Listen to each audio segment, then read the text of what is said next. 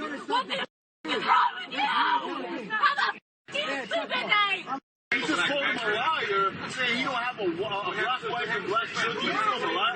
Yeah, You're young. I wanted to see his picture to believe it. Take off your uniform. Are you afraid of police? Just because I'm white and I haven't experienced racism myself doesn't mean I can't fight for justice. They're a part of the system. They're a part of the problem. Just because they're black doesn't mean they're not a part of the problem. So that captures some of the tension that we've seen playing across America over the recent weeks. My next guest argues that white wokeness is a new factor in our national life, writing this, quote, broad anti-police sentiment has already caused cops to become less proactive in high-crime neighborhoods, with the predictable result that shootings have spiked around the country. Whites are engaging in an activism motivated by a misperception about black life that does not comport with reality for most blacks. With their views of blacks as wounded and perpetually oppressed, woke whites would do more good by doing nothing, he writes. Charles Love, Assistant Executive Director of Seeking Educational Excellence and author of We Want Equality, How the Fight for Equality Gave Way to Preference, joins me now. Charles, thank you so much for being here. What prompted you to write this piece, which is getting a lot of attention?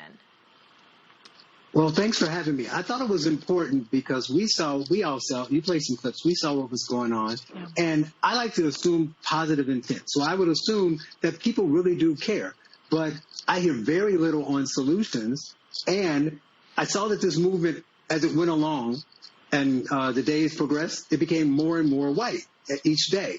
And it's not that that woman who was screaming, saying that just because we haven't experienced racism doesn't mean that we don't care, we care about justice. Totally true. But the problem is what you base your beliefs on and what you think black life is like will dictate what you think the solutions are and which direction you go in. And as I asked friends and read social media and listened to whites, I found that a large percentage of them believed that blacks were all victims, all uneducated, and all criminals. And if you believe that, then you're going to change, well, this is how they need to be policed. This is how they need to be educated, which is fine if you don't have that experience, but they don't go talk to blacks. And then they decided they're going to speak for us anyway.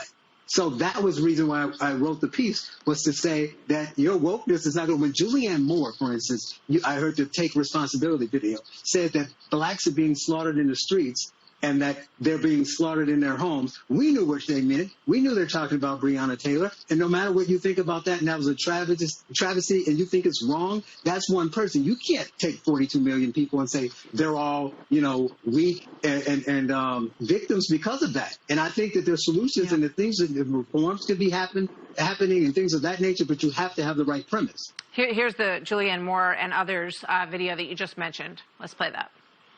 I take responsibility. Black people are being slaughtered in the streets, killed in their own homes. These are our brothers and sisters. I will no longer allow racist, hurtful words, jokes, stereotypes, no matter how big or small, to be uttered in my presence. You write about how, you think that people are sort of approaching black people as sort of like one group that's all sort of having the same experience. And as you point out, that if that's the way it's approached and you're not looking at individuals and different experiences and education issues and all of the other parts that create difficult circumstances for blacks and lots of other Americans, that it's a disservice to sort of just kind of pat yourself on the back with what some might see as sort of, sanctimonious virtue signaling.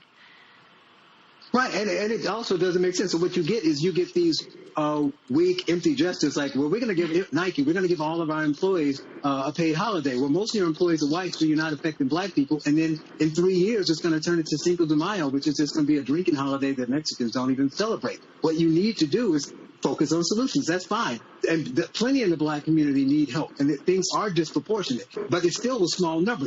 Most people don't realize it's somewhere around 2% of blacks actually commit crimes that are in the system. So instead of people on either political side arguing about, well, it's this percent or that percent, I would like to replace Black Lives Matter with we are the 98%. Charles Love, thank you very much, sir. I hope you'll come back. Great to see you.